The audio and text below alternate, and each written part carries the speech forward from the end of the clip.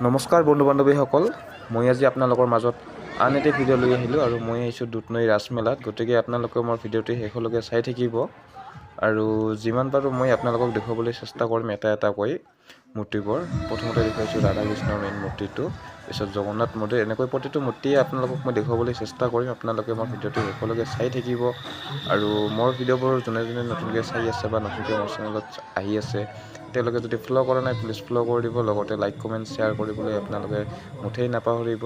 Like comment share কৰি দিব, লগতে ফ'ল'টো কৰিবলৈ নাপাহৰিব। এটাকৈ আপোনালোকক মই এতিয়া দেখুৱাই আছোঁ, যিমান পাৰোঁ দেখুৱাবলৈ চেষ্টা কৰিম আৰু আপোনালোকে মোৰ ভিডিঅ'টো চাই থাকিব। কি ধুনীয়াকৈ মূৰ্তিবোৰ সজাই থৈ দিয়া আছে আৰু এতিয়া এখন হৈছে শ্মশান ধুনীয়াকৈ সজাই থৈছে শ্মশানখন। এতিয়া আহিলোঁ কাপোৰৰ মাৰ্কেটত আমি। গতিকে আপোনালোকে ভিডিঅ'টো মোৰ শেষলৈকে চাই থাকক আৰু মোৰ চেনেলত যোনে যোনে নতুনকৈ আহিছে প্লিজ আপোনালোকে ফ'ল' কৰি দিব, লগতে লাইক কমেণ্ট শ্বেয়াৰ কৰিবলৈ নাপাহৰিব। আৰু এটা কথা আপোনালোকক কৈ আছোঁ যে এতিয়ালৈকে যদি আপোনালোকে ৰাস পূজা চাবলৈ অহা নাই দুধনৈত, তেতিয়াহ'লে আপোনালোকে মিছ নকৰিব, অতি শীঘ্ৰে আহি যাব ৰাস পূজা চাবলৈ দুধনৈত। কাৰণ কিয় 18 তাৰিখে শেষ হ'ব, তাৰ আগতে যদি পাৰে আপোনালোকে আহি যাব। ধন্যবাদ।